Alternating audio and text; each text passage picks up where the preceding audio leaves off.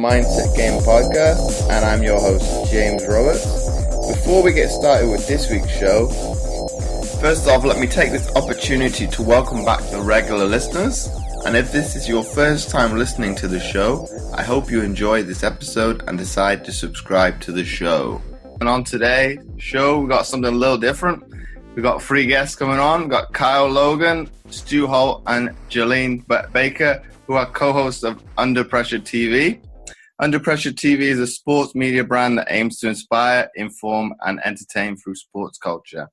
They produce original content from a weekly podcast show, a documentary series featuring a variety of athletes and people of other industries, an interview where they talk to people who are doing great things in their respective industries. So welcome, guys, on the show. Thank you, man. We appreciate it. Thanks for having us. Thank you for having us. So before we delve into today's episode, can you guys talk to me about, obviously, your rise to where you are today? Man, wow. That's a good question. Individual stories of how we all came together? I guess, as we all came together, it all started, if you go all the way back, it started with basketball. AAU basketball, really. I was a teammate with JB first, really young age. Yeah, how old? Probably since kindergarten. Kindergarten. All right, so 5 years old. We're 22 now. That's 17 years ago. And then later down the road, I became AAU teammates with Kyle. Sixth grade. In sixth grade. That's 12 years. That's about 10 years ago. And then ever since, we've been friends and all of that. And I started a podcast, an earlier podcast before. And now we're doing a new one, the Under Pressure podcast. And I was like, man, I want to have co-hosts and, but I'm trying to figure out who I want on it, who would be perfect on it. And I remember talking with Cal about it, and we're envisioning it. We're talking about it like, oh, this will work, that will work, and all of that. And so at first it was just me and Cal, right? And it's like, okay, it's two of us. That's cool. That's good and everything. But then, I was talking to JB as well, and JB's really into sports as well. And he's really good with analytics and the facts. Without him, I don't think we would really have any facts on the show. It'd just be all opinionated and motivation, because Kyle's a motivational speaker. And so, just bit by bit, it started coming together, and we tried to find a location. We got that. And then all of these different pieces that just go into it, equipment and all of that. And we finally got to where we are. But, I knew Kyle was a motivational speaker, if you want to talk about that, Kyle. And I knew that he'll be great for the show just because of that. Yeah, like Stu said, we had been teammates when we were younger. And then, I went off and I played college basketball at a small college in Indiana. And I came back home, and I was a guest on his other podcast. It was something I was starting off, You Don't Know My Story, like a line of speaking series that I was doing. And from that, me and Stu stayed in contact, and I started working with him as far as other podcasts and stuff a little bit. So when he came to me with the idea of Under Pressure and, a sports-based podcast where I can do motivation and sports, being a former college athlete, I couldn't pass up on the opportunity. So, Yeah, for sure. I almost forgot that. That's a crucial part, Cal. But that other podcast, the theme of that we interviewed him was "You Don't Know My Story," and how you never know what somebody's going through. Everybody likes to judge other people, but you just don't know what they go through, whether they're homeless or whatever. You never know what somebody's story is. And when I think that was the greatest episode we did with that podcast, because it made you think. It made me think, and I got inspired, and I learned so much. And I was like, man, that's amazing. And I remember we were going somewhere, but I was like, man, you need to get your own podcast where you could do, when you remember that, where you could do motivation and all of that. And it turns out we ended up doing one together. And so, then JB is a coach with me. We both coach the same basketball team at the Walnut Hills High School. Shout out Walnut Hills High School, the #1 school in the state of Ohio. Shout them out. We both graduated in 13 from there. But JB, if you want to talk about, coaching and all that and how we got together with that. For sure. Originally with the other podcast, I actually just started off helping. That was just my thing. I was like, I just help out because I see, you be doing a lot. And actually, before we shot the first episode for the Under Pressure podcast, I didn't even know I was going to be on it until 2 days before. Yeah. Like I was like coming up with like the topics and stuff and ideas for them to talk about. Yeah. And he was like, "Oh yeah, you're gonna be on it too." And I was like, "Wait, what?" And it just kind of threw me off. But it just, it became something that we enjoyed doing. It was fun. And then you add the dynamic of us actually being coaches together. We've been teammates together. We went to school together for so long. It makes everything fun. And it's a pretty good journey to go on, especially with these two. Yeah, for sure. For sure. And, the crazy thing about it is when we were doing that other podcast, a lot of people say they wanted to help out and be a part of it. But when it's time to actually help, they're not there. When it's time to do the dirty work that nobody sees, they're not there. But that's one thing about JB was he really wanted to help, and he was willing to do the little stuff. And I was like, man, that's amazing. That shows like he really wants to be a part of it and not just act like he wants to be a part of it. So when we started doing this show, I'm like, man, JB knows sports. We coach together. I knew he would be great for it. And so, 2 days before, I told him 2 days before, but it was like me and Kyle had already been talking about him being on it like a week or two ahead of that time. I just never told him. I wanted to see if he was going to keep working. But no, I was testing him. He didn't know. I was testing him. But, yeah, he kept with it. And now it's the three of us, man. And we just have a perfect chemistry with Kyle being a motivational speaker. You know what Eric Thomas is? I know everybody has to know. Yeah. This is the future Eric Thomas of our generation, right? Here, it's coming. And so with him being a great motivational speaker, JB being the guy who's really into the analytics of sports, and me just having an opinion on everything that nobody really agrees with, I think we have a perfect combination. So I'm excited about where we're going. I'm excited. And obviously, we were discussing off air. Obviously, Kyle and JB, we were just discussing it and not recording it as you thought, Stu. But that's my apologies. It's all good. It's all good. Oh, man. So, obviously, off air, we were discussing the state of what AAU basketball has, you could say, become. How do you think it is maybe changed for the good or for the worst? You go ahead. Okay. I'm about to say, I can go first. Let me go first. I go first. Well, see, the thing about AAU is there's positives and negatives. I know that when we were playing AAU, he said did you say the positives? He said or. Oh, he said, you said and the negatives. Oh, okay. So I just think that, when we were younger, we weren't thinking about, the business side, or am I going to be this or that? The sponsors now are like Nike, Under Armour. Our sponsor is Devereaux. Yeah, that's a local shoe store. And so it's like, man, that's what we were used to. But now it's been hyped up, and like I was saying before, anytime money gets involved in something, it changes. No matter what it is, it's going to change because it's going to be there's going to be egos. There's going to be secret and hidden motives and agendas, whether it's from coaches, whether it's from parents. It's going to be because people get greedy, right? Greed is huge. That's like, that's the hugest, one of the biggest things that can ruin anything is greed. And that usually comes from money, right? And so that AAU in itself has become a business. It's always been a business because anything that makes money is a business, but now it's gotten to the point with the combination of social media. It's just escalated it. You've got high school athletes with millions of followers. And, it's like, wow, people are ranked and all that, which has always been the case. But with all of those things combined, it's created something that's definitely ego-based. But there's positives, right? You still get the exposure. You get to play in front of college coaches. You still get to play against the top competition. You get to travel, see the world, and experience different things with your teammates.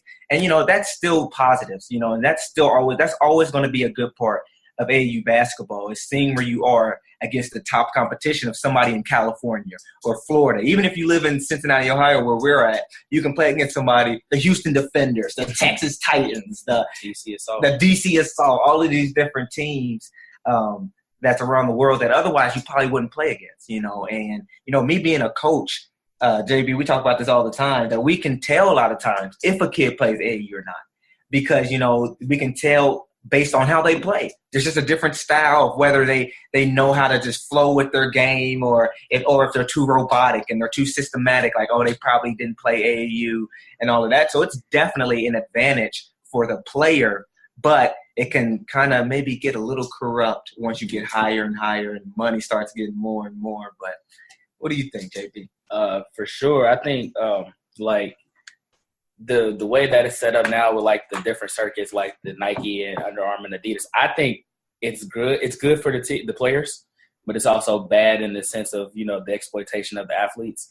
But it gives them a platform to perform in front of, like, you know, the really big coaches, because, you know, Calipari's not going to just watch a random tournament on a weekend.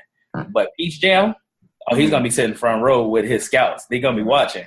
So it's good for that sense, like the exposure that the kids can get, but just how much money that some of these coaches are making off of the kids for their commitments to certain schools and, you know, the different things. It's kind of corrupt. It's really corrupt. And you hate to see stuff like that happen, but you don't see as many coaches really care for the players. I think that's one of the biggest things, like, especially like coming up. I had a lot of coaches who really truly cared about not just me as a player, but as a person. So they tried to help me grow into being a better young man and not just a better basketball player and a better athlete. So, and I think it kind of gets watered down some in AAU because coaches are really just out for wins and recruits. So it kind of takes away from what the athletes are really bringing to the table and really developing them. And then for those that make it through, you kind of see them have those maturity issues because they were in a system where they didn't get a chance to grow up. So, dang, that's very true, JB. Kyle, what you think, man? I definitely think the AAU circuit has changed a lot for the good and the bad. The good part is, like I said earlier when we were discussing off air, everything now in 2017 is, you know, social media based or anything like that. And these kids right now, these top, you know, AAU players in the world, they have a chance to play at the highest platform of that age level, you know, in the world right now. I mean, you have your Nike EYBL, you have your Adidas Gauntlet, your Under Armour Gauntlet, all that, you know, the best players in high school in the world are in that circuit. And weekend in and weekend out, you get to compete against and really show your talent against the other, you know, top players, not even in the country, but the world. Because AAU is, you know, even international now. There's a team, you know, CIA Bounce, even Nike EYBL in Canada. And so you're competing against even internationally. But with that fame, with that rise of everything, you know, there comes, you know, it starts to be less about the kids and more, you know, a lot of coaches now, like JB was saying, they care less about the kids and they see them as opportunity. So then you have coaches in here with ulterior motives, where before would have been like, okay, like, I want to make this young man the best he can be, see him, you know, go to, you know, the best school, best possible fit for him, to now, okay, what can this do for me? You know, what can I get benefit from this? Or, ooh, if I coach this player, you know, I'll have in contact with this coach. So I think it's starting to become less about the kids and more about opportunity. And, you know, that can always get messy when you know, take your focus off of what it originally was, and that was the kid. Kyle, that's dead on, Kyle. I mean, that was so dead on, man, because it's like you're really, and as coaches, you're right, JB, and even Kyle's a coach too. You know, he's been around the kids on my team, and they really love him. And it's like, man, it has become, for a lot of coaches, we can't, I don't want to say for everybody, because once again, that's something that I feel like we take pride in, is investing in our kids and taking interest in them off the court. You know, because at the end of the day, they're human beings first. They're not athletes. Then they're human beings. They're kids at that. You know, they're kids and they're still trying to grow and learn about life and all of that. And, you know, there's times where we will be like, we're not going to practice today. Right. And we just go to a classroom and we talk about anything that's related to life, anything that's related to them at their age as kids, right? Like, oh, whether it's whatever it is, you know. And sometimes we'll just go and just talk and just have fun. Because at the end of the day, that's what it's about. You know, one thing I always believed and always try to tell people is, at the end of the day, something that I've experienced, when it's all said and done, because for every single person, the ball's going to stop bouncing. You're going to have to hang the shoes up, and it's going to be over at some point. And the two things that I feel like are always left over are the life lessons that you learn and the relationships that grow and you get from the sport.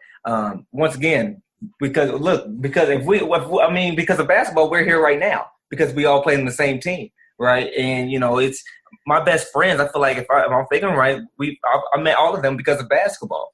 And so those relationships mean a lot, man. And if you look at AAU, a lot of times it's, like you said, it's less about the kids, less about the memories, less about the kids growing as human beings, and more of, like Kyle said, how can this benefit everybody? How can this benefit me? If this coach is recruiting him, maybe he'll recruit me to be an assistant coach at that school, or maybe I'll get a little money under the table money, or I'll get more exposure and it'll help build my resume and all of that.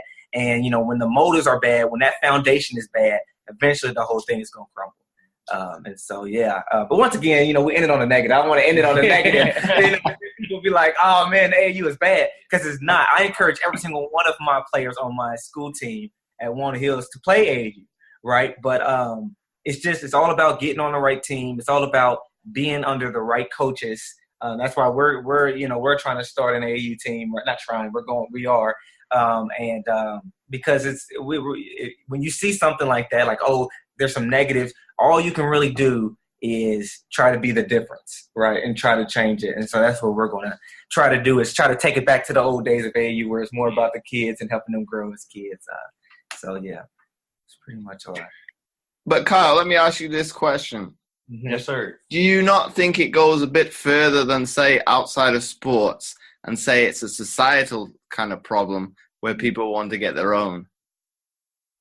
Oh, for sure, man. I definitely would think it's a societal issue as well. But, me personally, I think, you're going to run into that issue in society, regardless, because that's just how people think nowadays. But you want to hold off on that as far as you can. The mind of a kid is very valuable, and they're very vulnerable, especially that age for a high-profile athlete. When you have a lot of people in your ear trying to persuade you for something, it can be rough. And a lot of these kids, a lot of these athletes, especially like, the top ones who have all these, they come from broken homes, or they come from single-parent housing. So when you have all these outside sources, or, somebody with a motive who you're not really sure, it becomes hard to trust people. And that's going to lead, to issues down, trust issues, all these other issues in the long way that they'll run into in society. But I think, if you can stop it, don't start it so young. Because I think society's already going to hit them with that. So as a young athlete, that's a lot on your plate. That's good. And you know what too? I think it comes down to the one word, capitalism, right? Anytime you have anything, people try to capitalize on it, man. And now it's like people don't see these kids as kids. They see them as what? Dollar signs. Like, ooh, okay, this kid is the future phenom. Let me try. This is going to be lead up to some money. And, I think that's just the American way almost, is capitalism, where everybody's trying to find something that's going to put them at the top, that's going to put them at an advantage against this person, against that team, against this coach, against this parents competing with each other, coaches competing with each other, and now you're definitely going to have kids competing with each other. And so really it should be just the kids competing against each other, but now it's parent versus parent. My kid is better than yours. My kid's going to this college. Oh, my kid's going to that college. Coaches, I got this kid on my team. I got this kid on my team. And so it's everybody competing against each other, and that's just that capitalistic mindset. JB, were you about to? No, I was going to say, like, off of what Kyle was saying, is like OJ Mayo was like a prime example of that. Okay. And like for us in Cincinnati, watching OJ, he was the next LeBron. Oh, yeah, like he was on the cover of Sports Illustrated, and you see we watching him, and we're watching his rise, and we're like, he's gonna be the one. Mm-hmm. But behind the scenes, he was going through a lot in his home issues, which that carried all the way through his time into the NBA, to where now he's not even in the league. He's got banned for the substance abuse, I think it was. But it all goes back to his background and his upcoming, because he had so many people that were clinging to him because he was such a great basketball player and he was a great athlete. He didn't know who to trust. Mm-hmm. And at the end, that turned into a detriment, because he didn't know how to say no to those people, because he felt like he owed them something. Wow. Well, you could say, like you say, JB, I think with you guys probably starting a team, you've got the kind of right mindset that you want to give back to the kids. So like you were saying, he was probably missing that role model that you guys had in the early days. Yeah. And it's, the early ages is what matters so much. You hear people say if you want a kid to learn a language or be fluent in a language, teach them real early, because their minds are still forming and they're going to be able to grasp it and learn it quicker. And that's the same with their environment and all of that. If you, like you said, if you have people that you don't have that role model, you don't have that person telling you what's right or wrong early, you can go down the wrong path, and it's hard to break the habits that you already have, and then it's early. The earlier, the better, man, to start with mentors and all of that stuff. So shout out to the Friars Club, man. That's where we started playing at the age of 5 and 6, and they definitely gave us that foundation with great mentors and surrounding us with the right people. And so we were definitely lucky that our parents put us into that. It's not like we earned it or they chose us like, oh, you guys are picked to be in this program called the Friars Club. It's like our parents put us in it, and that's crucial as well. I mean, we've talked about it in episodes of how crucial parenting is, right, when it comes to a child's development. Like the different schools we go into. I went to Fairview. Shout out to Fairview Elementary. My mom had to stand in line in tents for that because the demand to get in there was so heavy. She stood outside like this was the concert to see, Michael Jackson or something, his last concert or something like that, And it's like, man, she did that. If she doesn't do that, I don't go to Fairview. If I don't go to Fairview, who knows? I'm not the same person, right? Because the environment you get placed into shapes you who you are, right? And then because I went to Fairview, I was able to go to Walnut, right? What if I didn't go to Walnut, right? Me and JB we would be close, but we probably wouldn't have been, we might have not linked up or something, you know what I mean? Like, because we seen each other every day because we both went to Walnut, right? And so it's like, man, all of these different factors play a huge role in a child's development that, parents do control, but also kind of don't control as well. TV and all of that different stuff, it's like a lot of things are caught, not just taught. A lot of things are caught, things that kids see, just by looking. And it's like, man, you got to have the right people around you for sure. Because, you never know. Kids are always watching. That's something I learned with coaching and all of that. I know kids are always watching. So I try to handle myself how I would want them to handle themselves. So. Excuse me. But in terms of, like, if we come back onto the AAU and obviously talking about each player wanting to get their own, do you see it transferring back into normal high school basketball and they can't,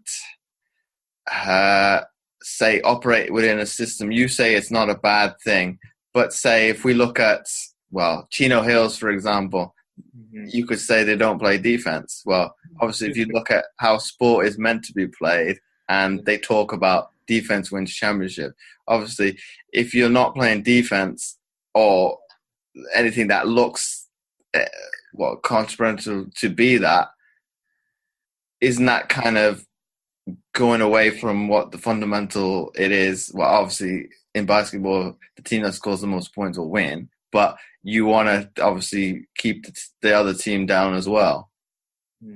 Oh yeah, see, that's good. We're gonna talk about that. Great point. No, because Stu's whole concept, his motto is the team who scores the most points wins. And hold on. Before we go into that, I mean, it's fine to play defense, but all that matters is you score more points than the other Hold team. on, let me turn this computer. Let me explain something real quick.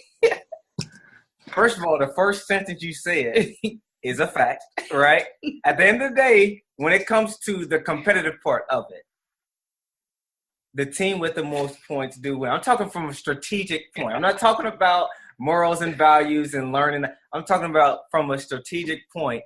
If you're to win the game, the team with the most points wins. And what I was saying is the other things can either help increase your points or decrease the other team's points, right? So defense is crucial. It's very important because even if you do score points but you don't play defense, you lose, right? And on the other point, if you play great defense, they can still hit up a freak shot, and if you don't score, you lose, right? So there's a lot of factors that lead up to the fact that to win the game, you have to have more points. I've seen teams out-rebound a team and still lose.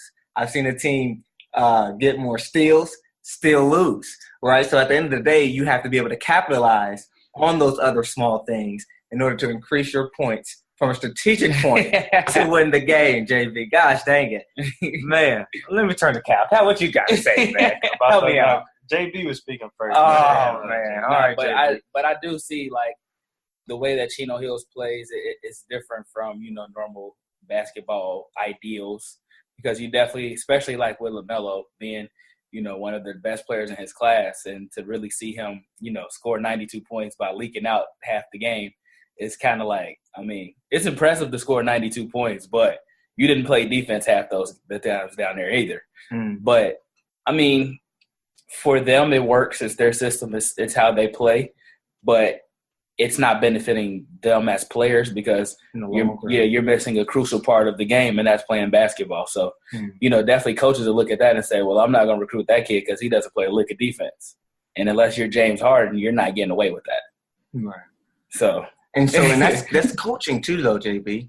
Because as a coach, if your kid is not getting back on defense or he's not giving his full effort, it's like you're taken out. You're out. Yeah. I don't care if you're the number one ranked player in the world. Right. You're going to come sit right here, because if you're not going to play defense in 5 years, you're not going to even be in the top 100 in the world. And so you gotta look for the long run. As coaches, you can't be afraid of, I don't want to lose this kid from my team if I correct him. And no, if you're going to really help this kid, and kids, at the end of the day, kids want to be pushed. Players want to be pushed because they want to be the best they can be. But if you let them get away with stuff, they'll try you. Oh, definitely. They'll try you, right? We know that. They'll try you. But at the end of the day, at their deepest root, they want to get better. They want to be the best they can be, and they want to be pushed, and you just have to be willing and have that confidence as a coach to push those boundaries and try to push them to be the best they can be. And sometimes because that's unacceptable. I've seen, Chino Hills? Yeah. And, I've seen, what is his name? Mellow ball, shoot a shot and not get back. Oh, then leak out, cherry picking. And I'm like, that's coaching. I didn't even blame him for that. I'm like, why is this acceptable to the coaches? Why are the coaches not yelling at him, taking him out the game, no matter who he is? Now it's, with the AAU, his dad is coaching him. But his dad coached him all the way through too. So that could be his dad thing. But are you asking if these bad habits that they may form in AAU, like how they translate over to the high school game? You could, but then obviously that's kind of cherry picking. You're looking at one team as to what is that why they play, and you could say, would it be a detriment to the game, because obviously players, we'll generalize here, most don't want to play defense anyway. Right. Yeah, that's true. And you know what? The AAU game is so much different than the high school and college game. It's not fun. From playing both sides, from playing AAU and playing college basketball, nobody plays in college like you play in AAU. Nobody's leaking out, cherry picking like that. It's not just up and down. No. In the college basketball game, you got to play defense. That is harped on from the moment I stepped on campus as a basketball player. Like, you knew, if you want to play, you got to play defense. The AAU scene is a little bit different because it's more exposure oriented. You get the top guys from this state, the top guys from this state. You try to put a team together. You out here to get offers, exposure, and then deals in the long run. Yeah. But the way that you play the AAU game is that's not basketball, to be honest with you. That's not how it's going to be played at the next level. So if you don't translate that, if you just think that's okay, I think LaMelo at Chino Hills, he's lucky because he comes from a system where, him and his brothers, they dominated that system. They have free reign to do whatever they want to do.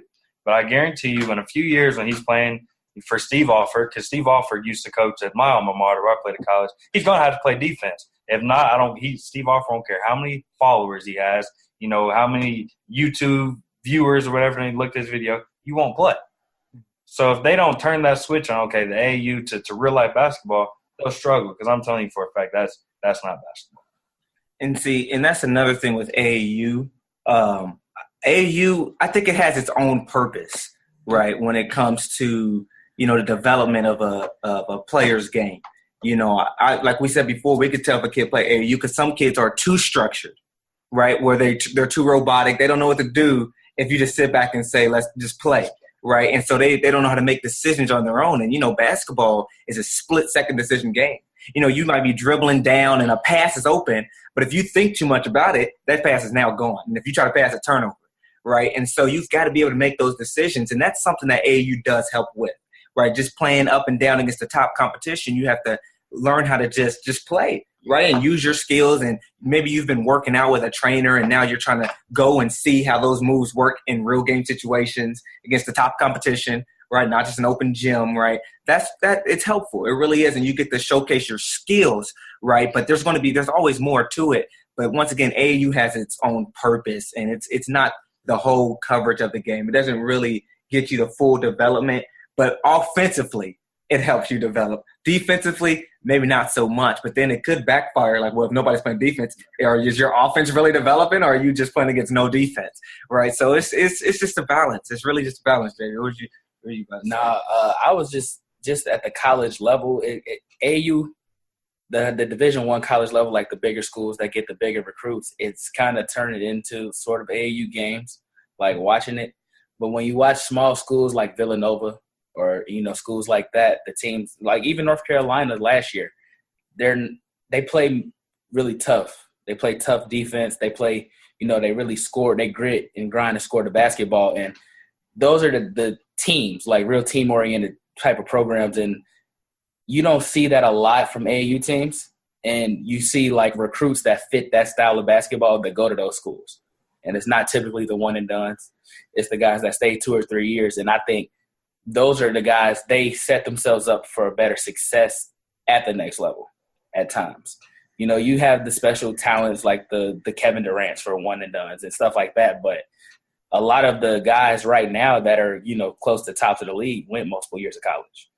Russell Westbrook, Kawhi Leonard, they went several years of college, and they have that under their belt.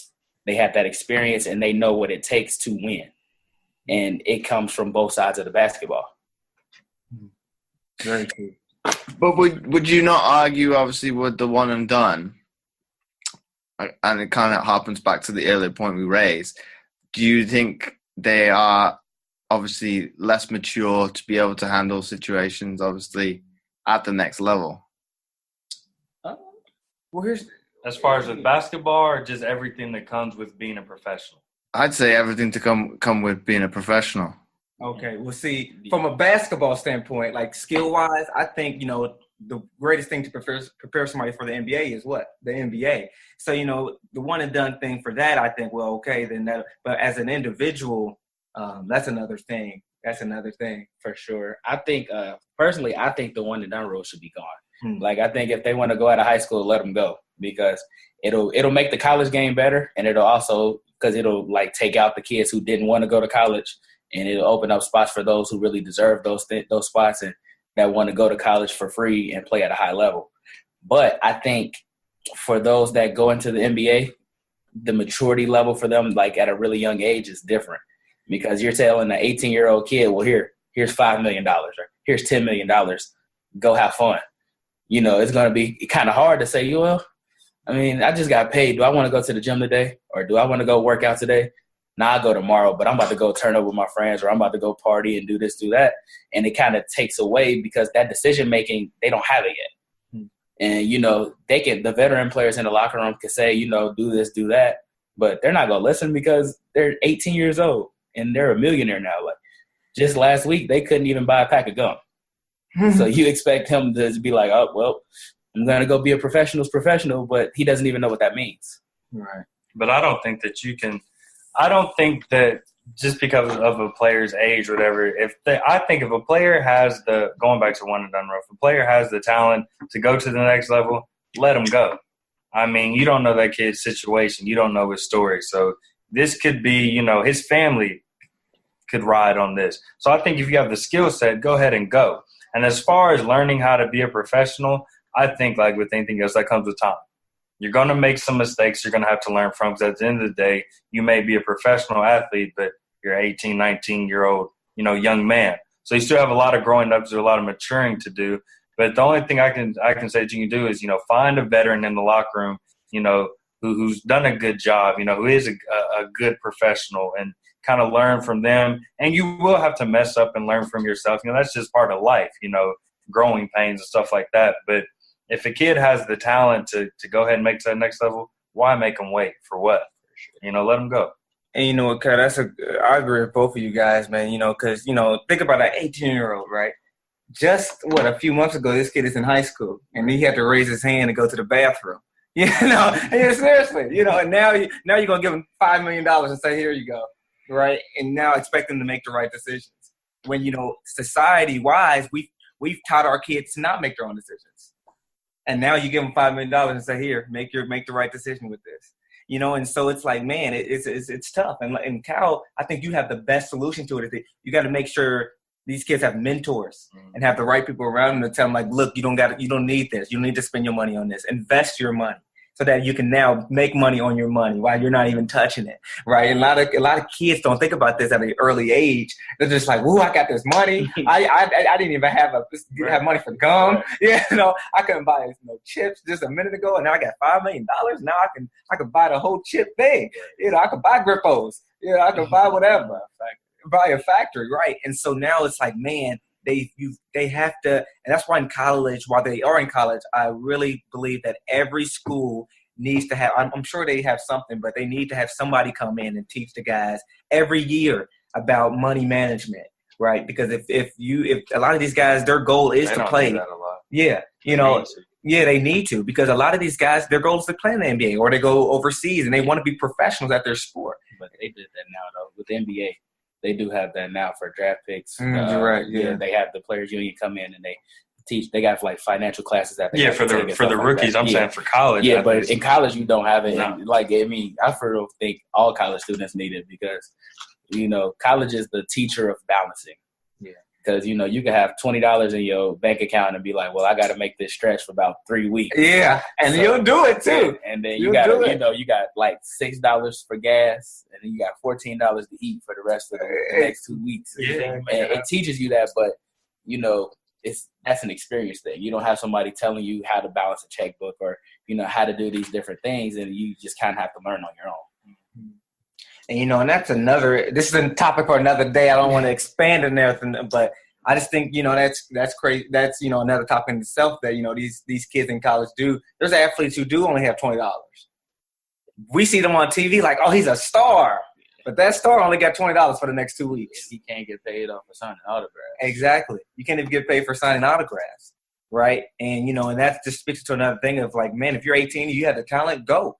Because if not, you're going to go to college and play, that's perfectly fine. Get your education. That's awesome. But at the end of the day, just know that the kid that's struggling at home right now who's going to go play for that college, his family still might not have money to have the lights on while their coach is living in a mansion, which is just another topic, but that's just crazy, And so, yeah, go. But then when these kids go, they have to have that mentor. They have to have that structure of knowing what to do when you have that money. So. But then you say, obviously, skip the stage of college. Wouldn't it be also a negative not having that backup if something did happen to go wrong, be it they got cut, obviously an unforeseen crippling injury? They've got nothing to fall back on then. You know what? And that's very true. That's very true. And I had a teammate that I played with who played Division I. Actually, he got a full ride to Division I. He ended up getting hurt, right? And so now he's not even there anymore. And so with that, you can get hurt in college, and then you're done, right? And they're like, well, we got to give this scholarship to somebody else. We only got so many. And now you're out with that. You're out of luck with that. And, and I was just listening to a podcast it was an interview with Jim Carrey. And he was talking about how his dad could have been a great comedian. But he didn't because he wasn't sure if he was going to be good or not. His dad didn't do it.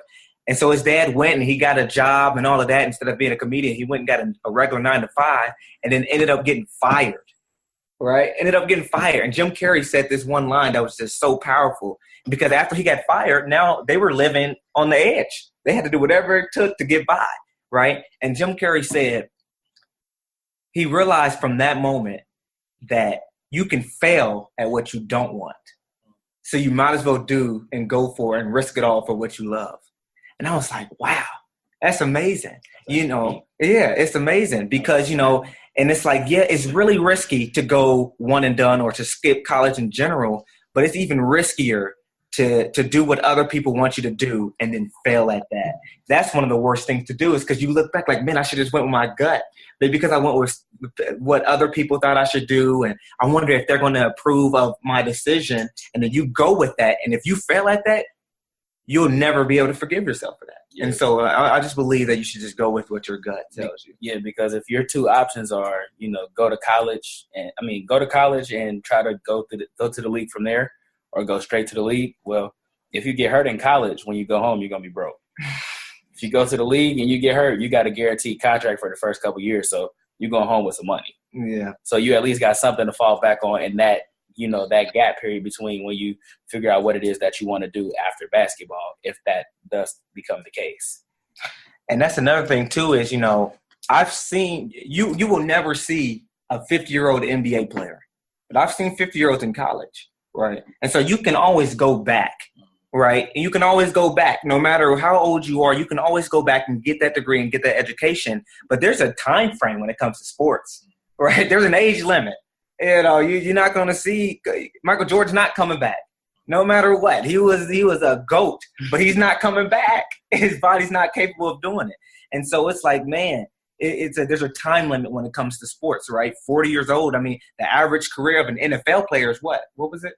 I think it was like 3 to 5 years, something really short because of how much contact it is, right? And you have a lot of players like Megatron retired early. Wasn't Barry Sanders? Barry Sanders retired early. Who was the offensive lineman for Baltimore who just retired this year. So you have players retiring at 30 years old in the NFL, right? Because they've taken those hits and all that. And they're like, man, my body, I've already got the money. I'm going to just save and all of that stuff. And so, I mean, once again, it's always going to be risky. But if that's something you love, this is something you've been working for since you've been a kid, training for. And I say go for it, if that's the decision you want to make. Because you can always go back. Right? What do you think, Kyle? I have a friend who's a student athlete at Indiana University, and I think more schools should have a program implemented like Indiana does. They have a program called Hoosiers for Life. So you can leave, test the waters in your prospective sport as a pro athlete, but you can also still come back and take classes as a student, and they pay for it. Wow. There's a guy who was a former teammate of my friends at IU who during the football season plays in the NFL, and the off season returns to IU to get his degree. And I think that's an excellent program for, IU to have. So things like you said, don't happen like, okay, what if this doesn't, what do you do? So I think more colleges need to look out for their athletes and implement a program like that, because then you get the best of both worlds. You're telling them not only, do we care about you as an athlete, thank you for your services here, but we care about you as an individual, and we want you, to further your life and better yourself the best way possible. So I think if more, colleges implement programs like that, that'd be amazing. But for the schools who don't, and for the athletes who have to make that decision, I always say there's a risk in anything that you do. Follow your heart, follow your gut, because at the end of the day, there's a risk with anything you do. So why not risk with something that you love? And there is a time frame. College isn't going anywhere. You can always go back and get that degree, but you're only going to be young and in top physical shape for so long. So you got to take that risk, man. I definitely wouldn't let fear stop me from making a major decision like that. I think it comes back to probably, well, like you say, Kyle, it's throwing all your chips in, and I think it's probably a good example of that is it comes back to if you do throw everything at something, right? When you come to being an old man, old woman, and you're on your deathbed, you've got no regrets in life that you did. If you didn't happen to if the worst case scenario, you didn't make it, you at least tried it. Right. And a lot of people say don't put all your eggs in one basket, right. But I heard another saying that it really made me think. I was like, because they said a lot of people say don't put all your eggs in one basket, but I say put all your eggs in one basket and just make sure you don't drop that basket. Just make sure you don't drop it. Just take care of it. And that's just another way to think about it, because at the end of the day, if you put some eggs in this basket and some in this basket, and then this basket drops but this one doesn't, you still don't have as much energy and time put into that one basket as if you would have took that risk. And, you know, you got to take risks, man. That's what it really comes down to, you know, especially if it's something you love. Go all in for it, you know, because at the end of the day, usually the plan B is always going to be there. Just like with college, it's not going anywhere. Usually that plan B will always be there, you know, so go ahead and strive for that plan A. And if that doesn't work out, that plan B is usually just always there waiting for you anyway. So. And this one we didn't touch upon, like obviously we touched it a little bit earlier. Obviously we were talking about Chino Hills and saying they don't play defense. But what is your take on, obviously, they won a state championship, what would it be?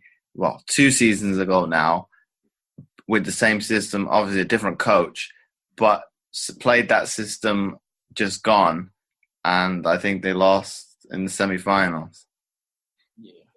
Well, I think the difference between those 2 years, honestly, it was just Lonzo. Yeah, I mean, at the end of the day, you had a superstar in the making. And especially at the high school level, it's not many 6'6" point guards in high school that can do everything that he did. So, I mean, just his presence alone is probably what willed them to that victory.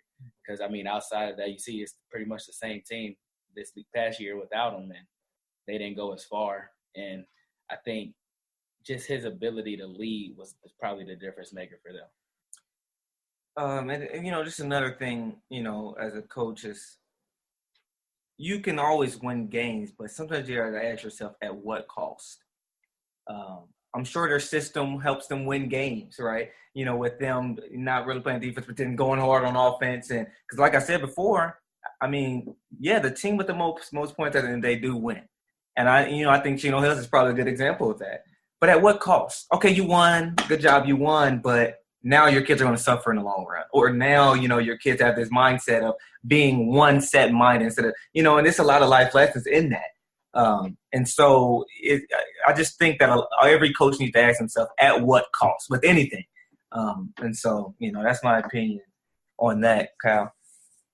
My opinion on, well, like JB said, when you have a 6'6", you know, NBA, soon-to-be franchise player, you know, especially at the high school level, that's going, you know, losing him is going to, you know, lose you a couple games. Yeah. So, like, that style of play, I mean, I don't think they necessarily changed too much. I just think that they're missing the presence of Lonzo. I mean, we're talking about a maybe future Hall of Famer here, you know, definitely, you know, NBA All-Star in the making. So he's a big deal. So I just think having his presence gone could be the difference because he was a leader. You know, he led by example. He did everything, you know, the right way, you know, to say. And, I mean, I don't think that style of play is good, you know, but I think that having Lonzo Ball, you know, on your team was probably the difference between, you know, the championship and not. Yeah, talent can hide a lot of stuff. Yeah. Talent can definitely hide a lot of stuff, man. You know, if you how tall is he? 6'6". When you're 6'6" and you can dribble, you can play, you can hide a lot of things, man. And, you know, once again, me and JV know that you, as a coach, you know, you can hide stuff. You can hide your weaknesses with different things or different people, or, you know, you can. And so it's, you know, talent can really hide some things for a little while. Eventually you're going to get exposed, though. And that's the thing. You know, eventually you will get exposed. Between their championship and their Exactly. So. But if we go one step further, obviously he can do everything, and we kind of happen to what the media say at the moment, obviously with his passing skills. Do you think he is one of those players that is once in a generation in terms of he couldn't go a little bit further than that in terms of he goes back to what you would say was a historical point guard. He thinks if the pass is on, he's going to pass, whereas opposed to what would you call a modern day point guard is probably a shooting guard now. Right, exactly. Yeah, we talked about that before about Lonzo was, you know, they were talking like, what if he's a bust or this and that and the other. And, you know, generally when you think of bust, you think of guys who come out and mainly are trying to score the ball. You know, it's hard to be considered a bust when your main objective is to get everybody else involved. Right. So you might not have super numbers right now, but that one number that's going to stand out always will be his assists. Like especially with this team, they're long, they're athletic, so they're going to get out. He's going to throw some lobs. They're going to have fun playing. So he's the type of player. He's the type of traditional point guard that a lot of guys would want to play with. Like I know personally, I would love to play with him because that means I'm going to shoot the ball a lot because he's going to be looking at pass. So personally, I feel like, but I do feel like he could be one of those once in a generational type of players because I mean, just his game entirely is unique from his shot, just to his demeanor on the court. And I think he's definitely a breath of fresh air for Los Angeles. He's definitely for that franchise in general, which I'm happy to have him because that's my favorite team.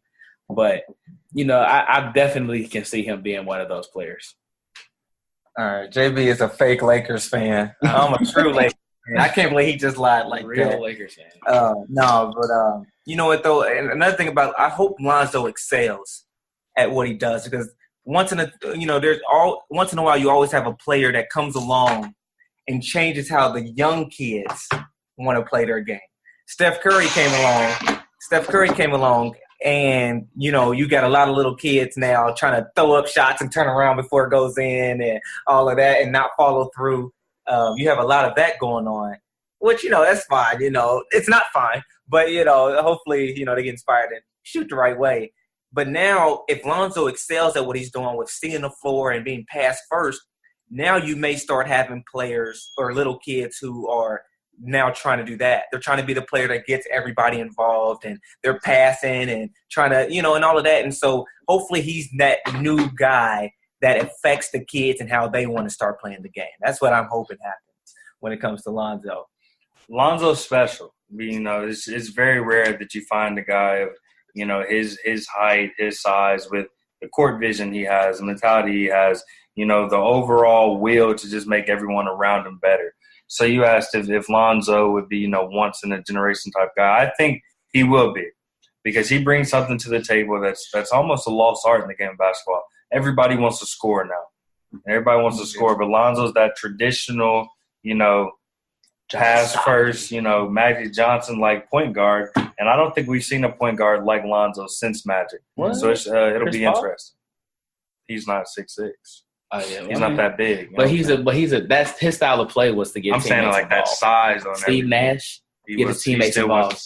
But you said that type of point guard, not size. I meant like the physical specimen and everything. You haven't seen us. Come on. I agree with Cal on this one. And LeBron.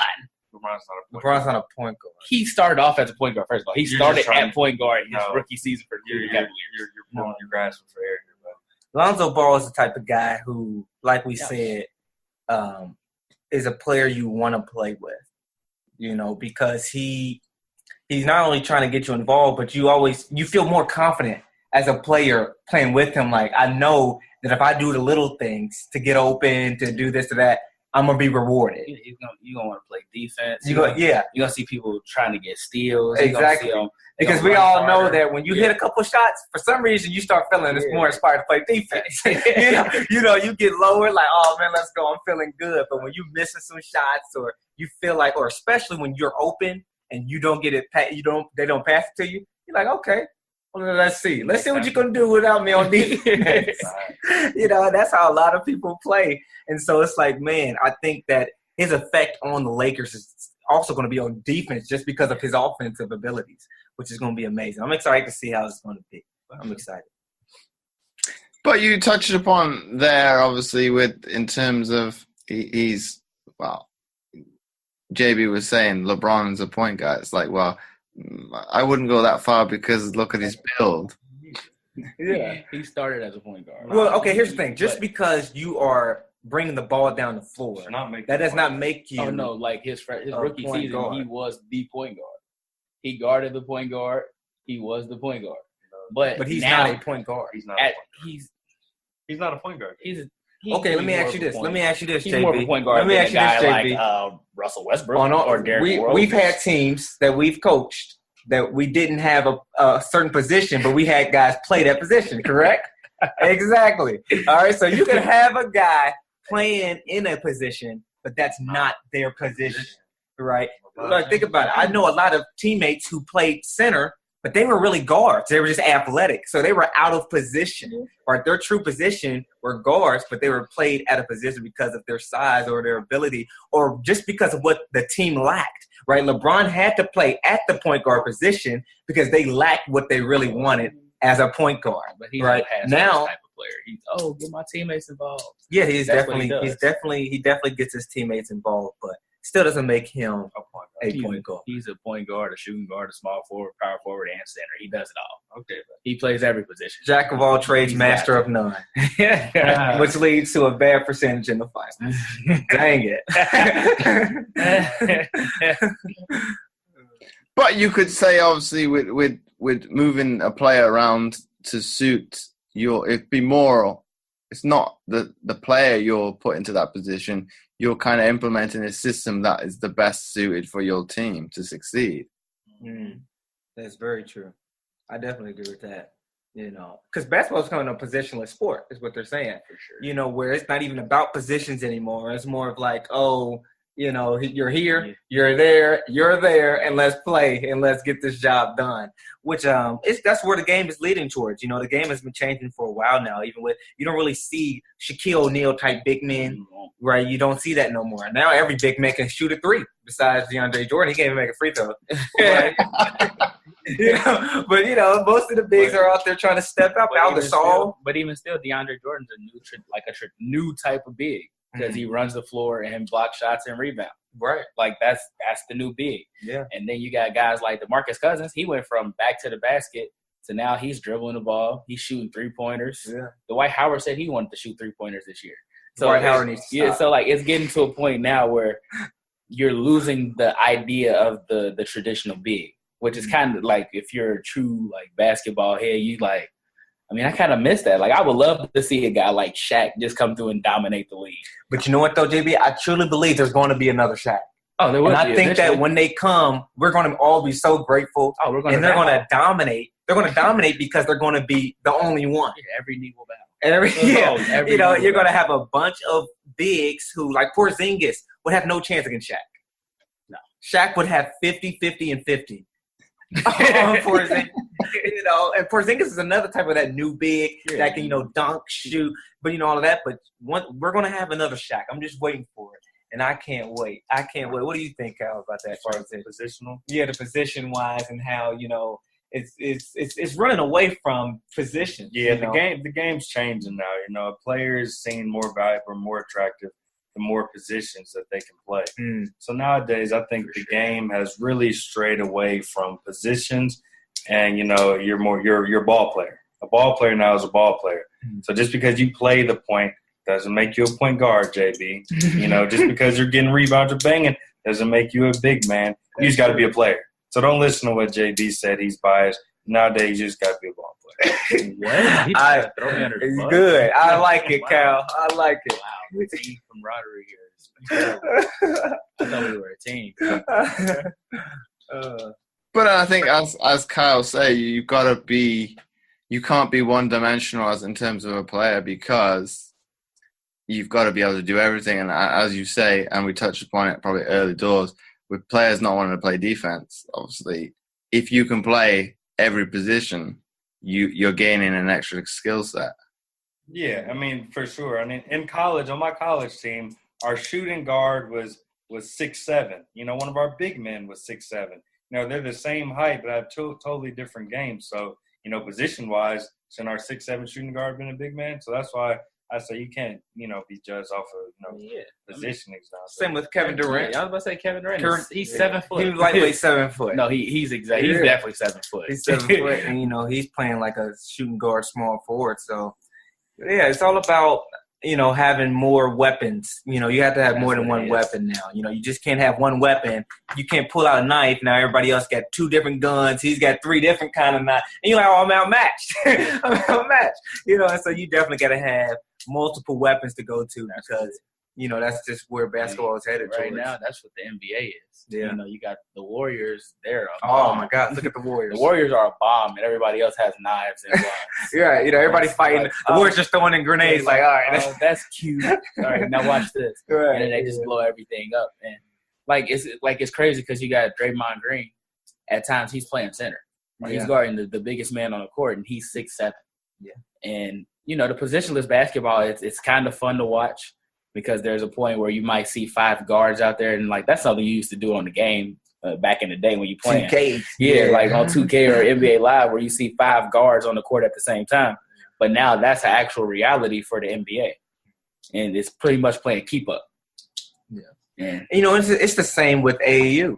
You know, I always seen AAU and the NBA as similar, and then college basketball and school ball, like high school ball, as more similar. Like those two in a bunch, because it's like the same in AAU. You can have 5 guards out there. We used to do that even when we were younger and playing. You might have 5 guards out there, and you just running the floor because the other team got these big guys. Which they might be able to take advantage in the post, but once we get this rebound, we pushing the break, and y'all have no chance. It's like once we score, we gonna press. So exactly. Try to get it up the court. Exactly. Yeah. So that's definitely one thing. But I can see the Pelicans being a team where they have a guy like DeMarcus Cousins who they can throw the ball into, and with Anthony Davis being so versatile, he could step out and play the 3 or the 4. So he's not really a big man. But DeMarcus Cousins, you can use him to really abuse the smaller guys in the post, and I think the Pelicans could be one of those teams to watch for.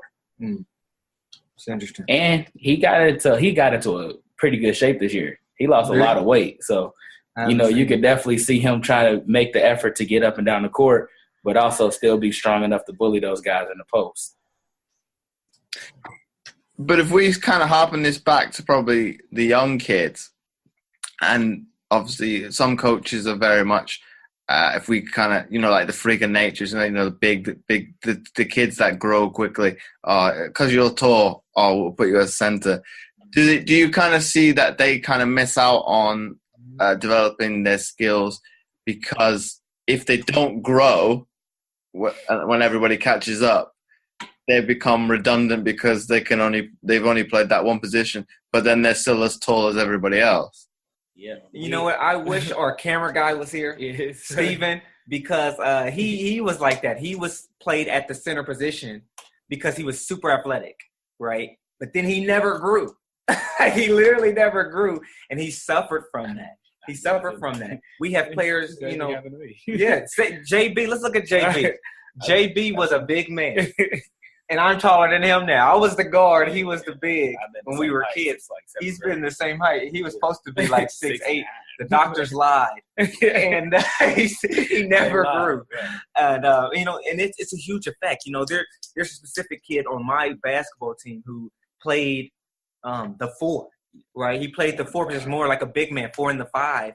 And that's because he was stronger, but he was short, right? He's not that tall. And so after the season was over, I'm like, man, you did good this year, but for the long run, we have to develop your guard skills because that's what you're going to play. Because, you know, shame on me as a coach if I say, yay, I used you for my advantage. We won some games, but in the long run, you're going to suffer and not be that good because you weren't in the right position. And coaching is all about putting your players in the right position, right? Our job is to put them in that position, and then it's their job to excel and take advantage of. But we have to get them there, right? We have to lead and guide them in the right direction. But if we're selfish and saying, you're a big man, that's it, for my benefit, for the benefit of the team, they're going to eventually suffer. And I've seen it so much. That it's suffered. What about, have you seen that, Kyle, maybe I think at that point, that's when, you know, work ethic and grind comes into it. I mean, even personally, in high school, my senior year in high school, I played power forward at 6'2". And then 2 months later, you know, I'm off playing college and I'm a shooting guard. But, I mean, growing up, I always knew at the next level I'd be a guard. I had to do what I had to do at high school because there wasn't a lot of, you know, I was a big kid, strong kid, and there wasn't a lot of kids like that. But, you know, that's when you have to, if you're really serious about the game, you have to, you know, think about that. And that's when there is no off season anymore in sports. I don't care what you say. There's no off season. You know, dreams don't rest, don't take breaks. So why should you? So I think that's when, you know, your ball handling skills work, you know, come in handy, your shooting skills, because that's all stuff I had to do, you know, in my own time outside of high school practice, because in high school practice, I'm doing post drills and, you know, posting up every day. But I know, okay, in a few months, I transition myself and be a collegiate guard. So I think that if you're placed in that situation, don't limit yourself. That's when you just have to put in the work on your own. You know, you can't have – if you want something bad enough, you shouldn't have somebody riding your tail or, have to be in your face to do it. Put in the work on your own. So it shouldn't necessarily be a hindrance. If you're a ball player, you'll adapt to any situation. Mm-hmm. That's true. Man, good, Kyle. Gosh, dang it. Kyle, man, that's so true because, and this is something we've talked about in one of our episodes is that as basketball players, when the school season is over, when the summer comes up, that's your moment. Like if you can't dribble with your left hand, after these 3 months in the summer and you still can't dribble with your left hand, something's wrong. Like you don't want it. You don't want it as bad as you say you do, right? That summertime where you're not in school and you have free time, it's not just time to relax. Maybe as a student, but as an athlete, this is 24/7, 365, right? This is every single season of the year. You don't have time to take a break because your competition, they're not taking a break. Right, and your competition is not just the people on your team for playing time. Your competition is not even your rival school that you're going against. Your competition may be in California. It's the whole world. The whole world. At this point, right? You have camps in Nigeria. You have players coming from all over to play in the NBA. So if that's your dream, the dream is to get to the NBA, you're competing with almost 7 billion people. Exactly. You're competing with the whole world now. So, you have to step your game up each and every chance you get. You have to work on it. Right. So overall, I think it's, the coaches they have to be responsible in letting their guys know, like, look, you were this position, but you need to work so that next year you're not the same position. As a coach, when you give roles for a team, you got to make sure your players know, like, this is your role, but your role can change. And if it doesn't change, it's because you didn't put in the work. Your role doesn't have to stay the same. Accept it for what it is now, but then grind to make it different if you want it to be different. You want to be a guard? Grind to be a guard. Here's what you need to do. Here's the drills you need to do. Here's the blueprint, but it's up to you to do it. I'll see you in 3 months. Let's see what you did with it. All right? So, yeah. And the last segment we'll bring up is LeVar Ball. What is your guys' take on what he brings to basketball at the moment? Man, LeVar Ball has changed the game. But LeVar Ball is really I feel like I know LeVar because I played AAU when I was a kid and I've coached AAU and I'm like, man, this is just another AAU dad, right? This is another dad. I've had dads come to the bench trying to coach. I've had dads, and so in AAU, I'm serious. In AAU, you become used to stuff like that, and you see parents not only rooting for their kid, but rooting against another kid. And it's like, oh my goodness, this is crazy. But, parents get excited and they get really into it, which, is pretty interesting. It's funny.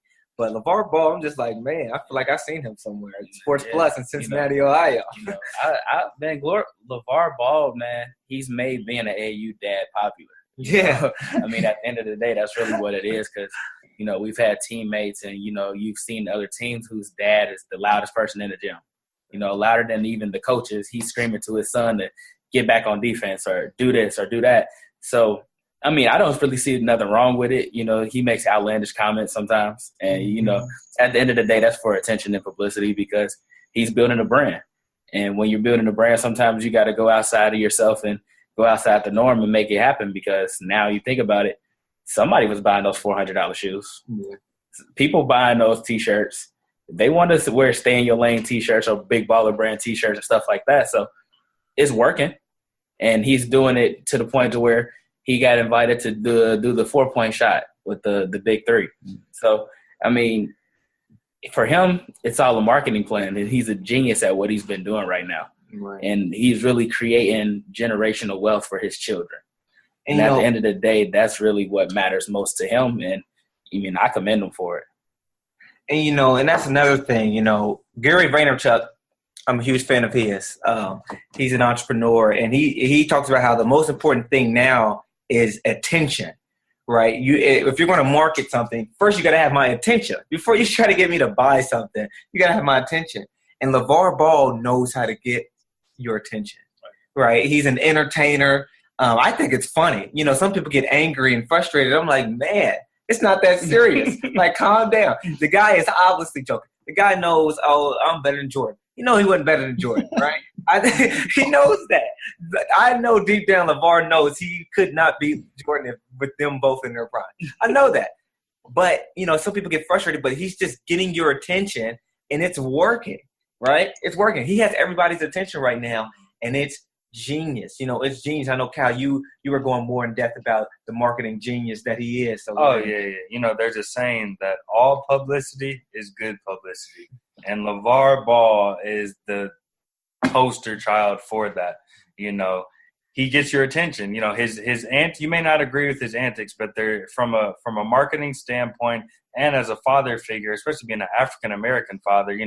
There's tons of young African American young men who grew up without a strong male figure in their life at all. So how dare you come at a person or be mad at somebody who is one of the strongest father figures that I've seen. He believes in his kids. He pushes his kids. I was watching something. He gets up and has been cooking them breakfast for years. So how can you truly be mad at a strong father figure who believes in his kids? And as far as the marketing stuff goes, I mean, he's a genius. He says outlandish things to grab your attention. Anytime the camera's on, the spotlight's on, he makes the most of it. So as far as marketing goes, he's the man, and I'm taking notes. So you may not agree with how he comes off or the way, or his tactics, but you can't do anything but to respect the man as a father and as a businessman. You got to. I agree.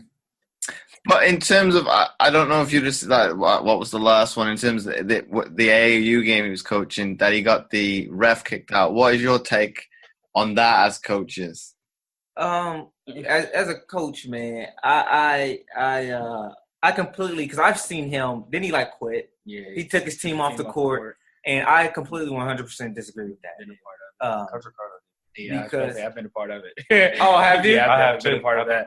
Like when the coach, the coach is like, you know what, we done. Let's go. Get y'all stuff. You know what? Okay, I've been a part of a situation where the coach was like, we're not shaking their hands after the game. Literally, we got taken off the court for the game. Yeah, for me, the game had just ended, and my coach was like, no, we're not shaking their hands, and he made sure we didn't shake their hands.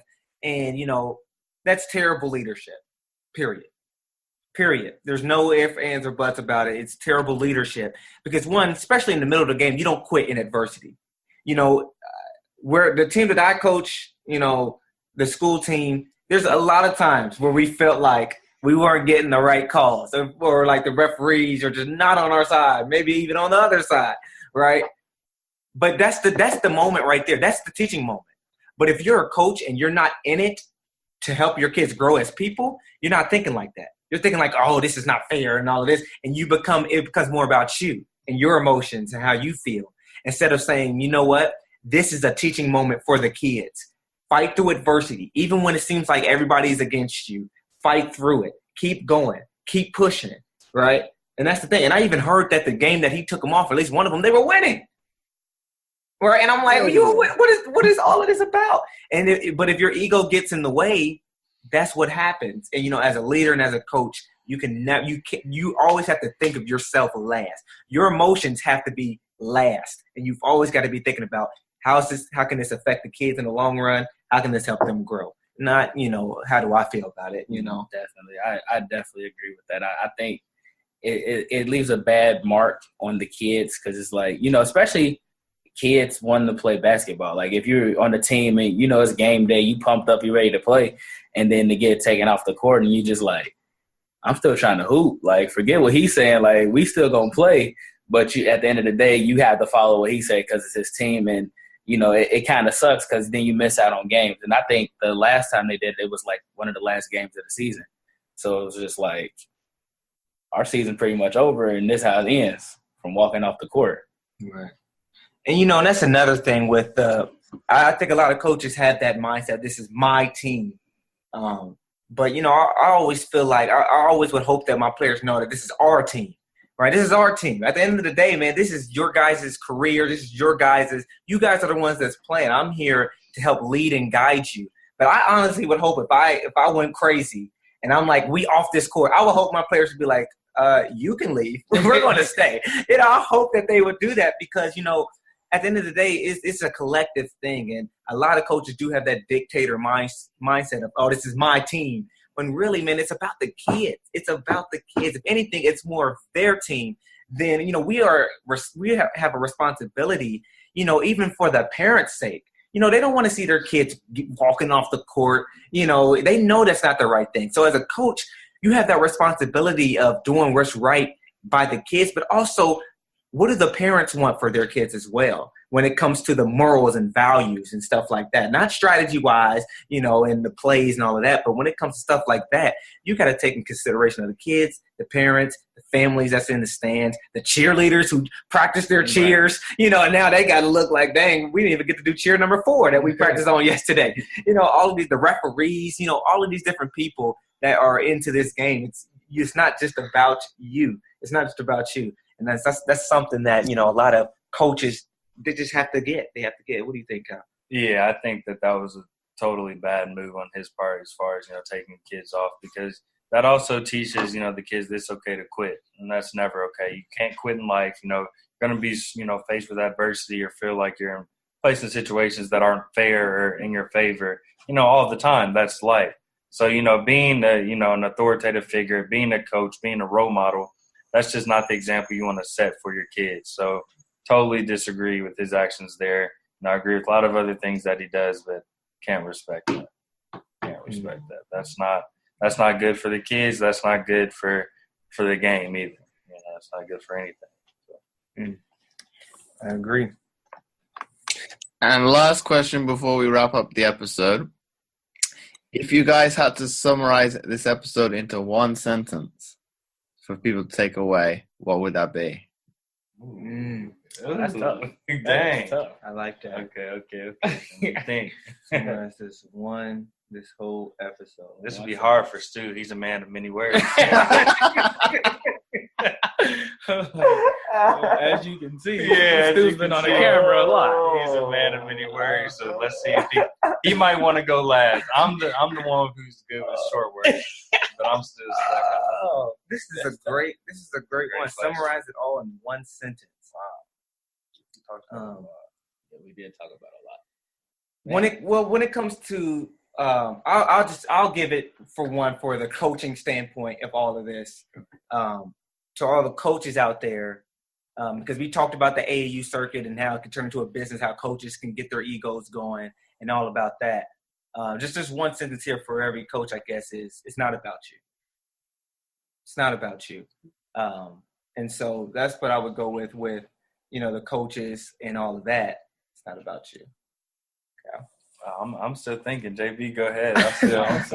Well, definitely. I can say one sentence to summarize this entire long interview would be, wow. Wow, it was a fun interview for sure. But I'll definitely say it's it's bigger than money. It's when it comes to AAU and basketball in general, it's bigger than money. It's about, helping these young men transition into adulthood. So, be mindful of the decisions you make and the words that you say, especially around them. I would like to change my sentence. I got a better one. Because it's almost similar to what I said for the coaches, but now it also relates for the players as well. It's more than a game. That's what I would say. It's more than a game. But Stu, isn't that a trademark, though? I think it is. I've never heard that. I've never heard anybody say that. LeBron's movies. More than a game. That's definitely a trademark. Well, LeBron already figured it out.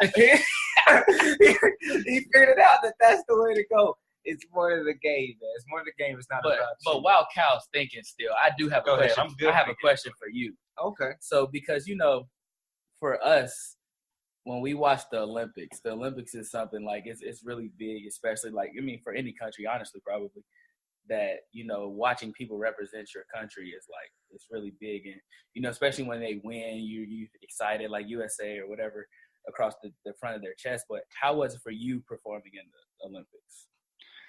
Oof, you turn the tables on me there. I was pretty curious about that. How was that experience? It's quite difficult to put into words in terms of representing your country. But do you mean as in between overall or between one game to the next?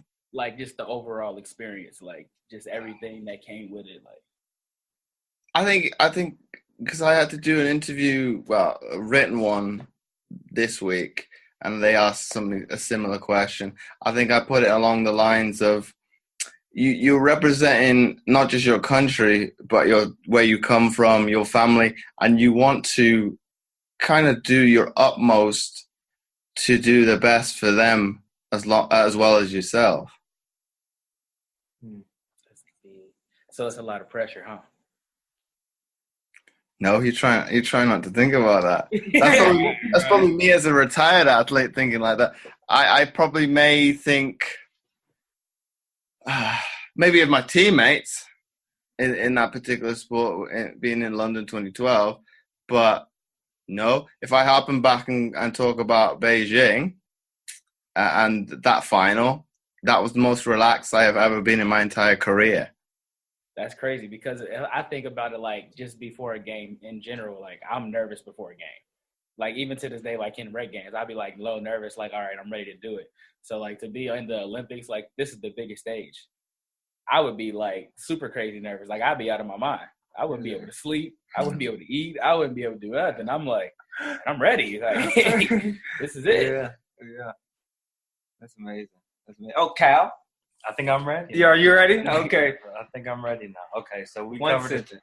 I got that. Oh, okay. I don't need words. I don't need a whole bunch of words. We talked about, the AAU and the coaching and, positional, for different players. So what I take away from all of that is, control your own destiny.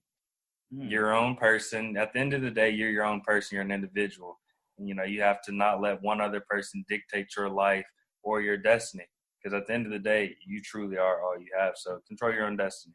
Because I think that can relate back to every single topic that we covered during this interview. So, yeah. See, that's what happens when you got all the time. He had more time. That's what happens, And I thought that was pretty good. So it's more than the game at the end of the day. Oh, man. But that's why he's the motivational speaker. Yeah. He knows the right words to say. That's amazing. Control your own destiny. That is definitely a great summary of what we talked about today. But then Stu going first, you can put the pressure on as well. That's what happens. He's a tough act to follow. He's a man, like I said. He's a man of many words. So Stu's gonna say a lot. So speaking after Stu, sometime he might say your words for you. He might say your words for you. So I always go last, even in our podcast. As the speaker, crazy, right? I go last, and Stu does most of the talking. But I have a thing when Kyle speaks, you should listen. So I don't need to say much when I do say something that people need to hear. Oh man, yeah. So once again, guys, thanks for coming on the Mindset Game podcast. Yeah, thank you. Appreciate it. Thanks for having us on. Thank you for having us, man. This was fun. Oh yeah, it was a lot of fun. It's a lot of fun. My pleasure.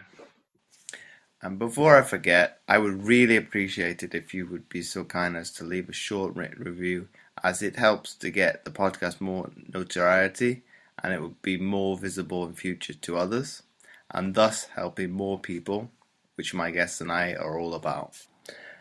Once again, thanks for listening, and I'll catch you next time for another episode of the Mindset Game podcast.